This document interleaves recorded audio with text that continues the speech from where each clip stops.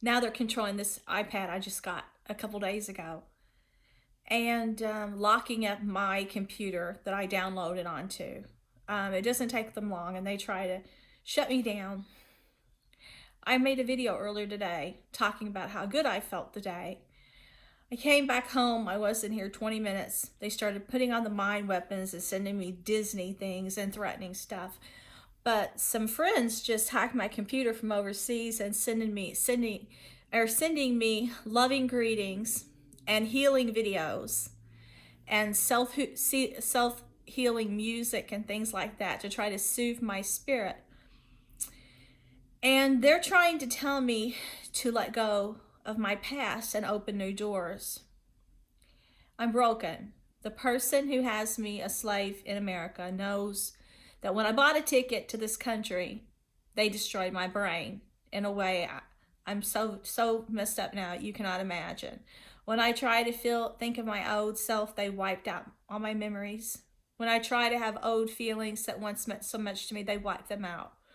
When I try to feel special moments with Christ before, they've wiped those out. And this person says they're killing me because I will not let them have full control of me through these weapons that they're communicating with my brain with. They started off for many years, just torture me in ways no human should ever have to experience. It's all the devil. It's totally the devil. And it was never mentioned in my country. And I would put out just a little bit of the information, but I was too traumatized at the time to give you the real facts of how bad they were cutting me up with space weapons and making me pee blood for years and attacking my reproductive system to stop me from having periods and attacking my heart to send me to the ER with my heart in a bad rhythm by ambulance, things like that. They did that the first couple of years. They were burning me alive. They brought me so close to death so many times, felt like they were killing me with fire, energy type weaponry.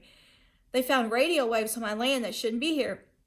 During that time, they thought they destroyed my soul, and they let the devil in because they kept pounding me, they said, with demons, sending dark entities into my being.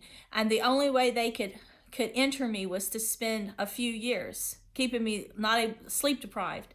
I had real bad sleep apnea before they started attacking my brain. Now it seems like I've had narcolepsy from them putting me to sleep and burning my brain so many times. It was bad enough I had a life-threatening disorder before that the insurance company wouldn't give me a low life insurance premium. When I was much younger, 20 years ago, I was diagnosed at Mayo.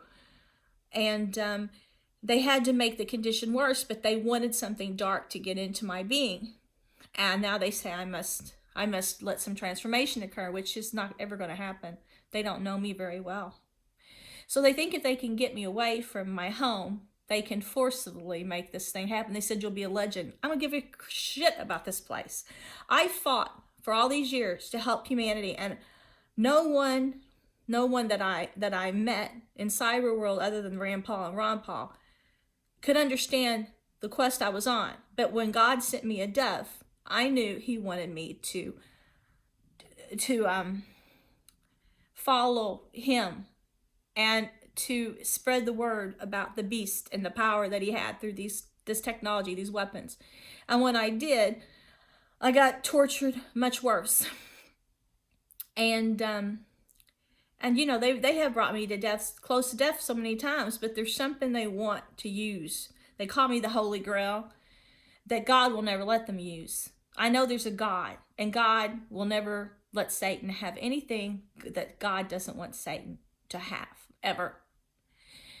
And I was so naive and innocent that when this first started happening, I was eagerly writing new material every day and just trying to make friends online. And now that I have been so dissected that I feels like I only have a partial soul left, I'm hanging on to what soul I have left. So when people in high places try to give me an invitation, I say, you just want to come and take what you didn't already destroy. And God is with me. And for the longest time, they had me feeling so dark because of their obsession and their stalking. I felt like Jonah in the well. And finally, I realized the only illusion was me thinking I was in darkness because of their mind programming. The spark was always there, and that was the spark of God. And so I know that is the spark of divinity, and God will never leave me. And the spirits, the angels tell me, when angels come around me and they save my life and they send me doves, I know I'm on the right track. And this group cannot bring me down to think otherwise. When they tell me, leave my home here, leave my family, there is no one in the universe who has a closeness to God that would ever say, leave your bloodline, because God puts us with the people he wants to be our parents, people say. But that is my blood. And my blood is closer and stronger to me than all the people in the whole universe. And if someone tells me to do that, that is only to weaken me. Love is the greatest force in the universe. Love is the greatest element. My husband is a very accomplished genius. He's a genius. And these people hate it because it gives me leverage knowing that a man like him loves me and is always here to put his arms around me and cry with me. And he's put his life on the line for me. And my husband has done more for me than I think any man could ever do for their spouse. It's humanly possible. He does things for me I never do for myself. He'll go out in the snow and get me medicine if I'm sick.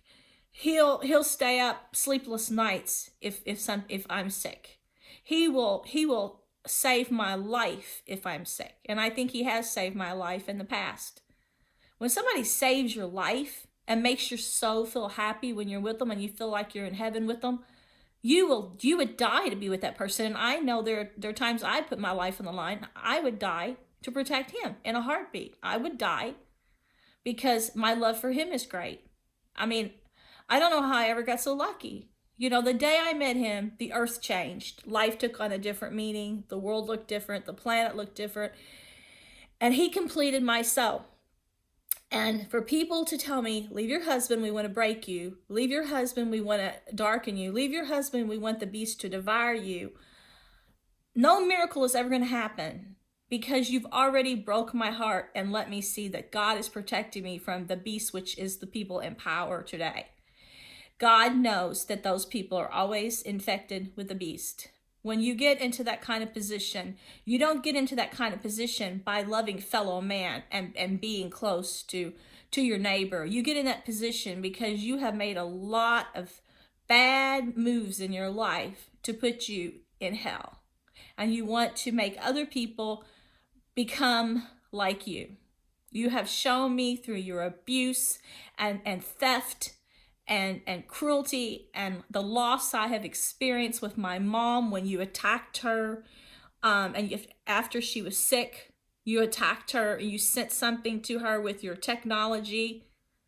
And, I still don't know where she is. You've killed 2 of my dogs. There's things you've taken from me you will never get back. And I know this life is short. And when this life ends, your life is over.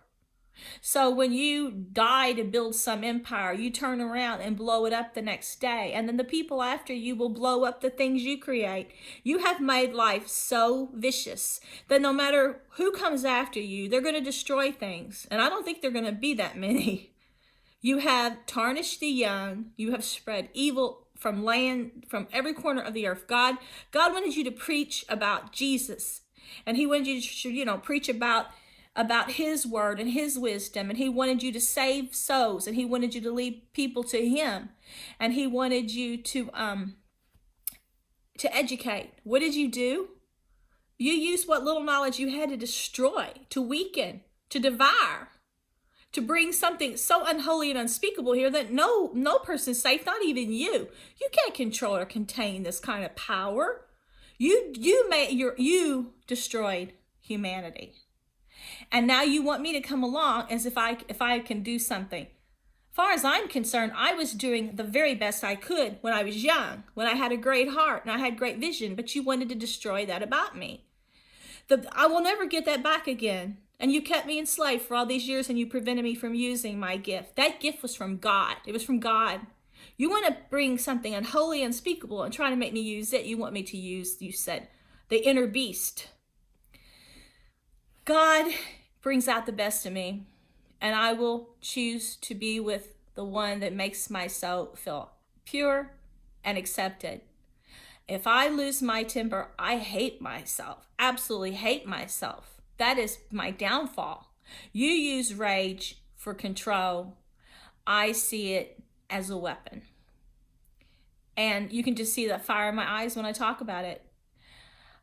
If you put something in me, then I can push it out. And if I can't push it out, I'm going to keep the lid on it, keep the volcano lid on it.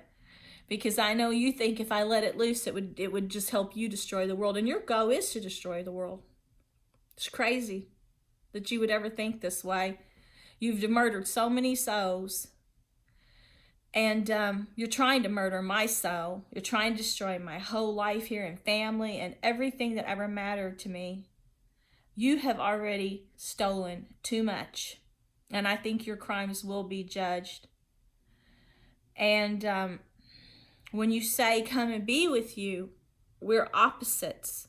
We're total opposites. You can't remold my brain to make me someone that God didn't already design. You never can take the God out of Sherry. You can't take the faith out of Sherry. And I don't know. I just wish you would just accept that the past is over. I'm the kind of person, if someone does to me something to me, I'll forget it. I've still got that. I've always been this way. Even as a kid, people get so upset with me that people hurt me or took advantage of me, and I'd be wanting to be their friend the next day. And I had so many friends that betrayed me, but I'd be their friend the next day. And everybody around me that knew me was like, don't you ever learn? They're hurting you. But it took this group hurting me the most to where I've learned to just cut ties with people. I was too forgiving of nature when I was younger. I said, oh, everybody's human. But they kept repeating the same mistakes. The people that I would go back to being friends with, they kept stabbing me in the back again and again, trying to steal my boyfriend I had. They're the kind of friends that would do that, try to lead me into harm's way to get something bad to happen to me. Those were those kind of people. And at the time, I was just so grateful to know people. You know, I always saw the good in people over the bad. I always have. But now this group has me looking at the bad rather than the good. They have totally tarnished me. They've got me hating myself when I never really had any self-esteem until I got in my 40s. I didn't have any. So I guess I've been preyed on so many times, but that's what happens with the generous spirit. Someone that's just happy-go-lucky, that sees the world as a peaceful, harmonious, angelic place, which I always did. It was heaven on earth. Attracts the wolves. And my friend out in L.A. who taught at the New York Film Academy, John Henry Richardson, he taught me for a month. He said, Sherry, you know, while these people are crawling out of the woodwork trying to get to know you out here and wanting to be your friend, he goes, it's because you have this light. He goes, and the things of darkness are drawn to the light. He goes, once somebody loses that innocence, he goes, they're drawn to it in other people. So he was telling me not to be so friendly out there. And then my friend Debbie, who did the lighting for the Four Tops, when she came, while I was staying in Las Vegas in my own apartment, she'd have me hang around with the Four Tops, and we go to the mall and places, the manager's house, because they said they were trying to protect me. They said, you just don't know, this is in Kentucky. They said, Las Vegas is much worse than LA. And I stayed with her while she was at the Hilton for a week, and then so that they could educate me of the dangers of Las Vegas. They were telling me it was a transient town, and there were people being put out in the desert all the time, and it was being kept out of the media because they didn't want to hurt the tourism. And, you know, I had to have a lot of people open my eyes through a lot of hard knocks in life. And when this group tells me to suffer, they don't know how much I suffered in youth, because I'm resilient. You know, that's a part of when you're young, you're resilient.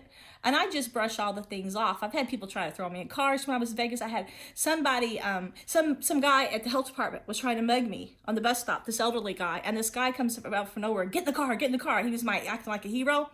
Well, I never got in the car with a stranger. Well, I thought, well, shit, you know, I've got no choice. I'm catching a bus here, you know, when I was working there. And so I got in his car, and he starts taking me to all these stars' homes. And we didn't go in their homes, but he was opening their gates by remote control. And then he wants to start taking me out to the mountains. I said, this is not the way to my apartment. And he wouldn't tell me where we were going. He just got this evil look. And he took his shirt off, and he had like shrapnel holes all over his back where he had been shot so many times.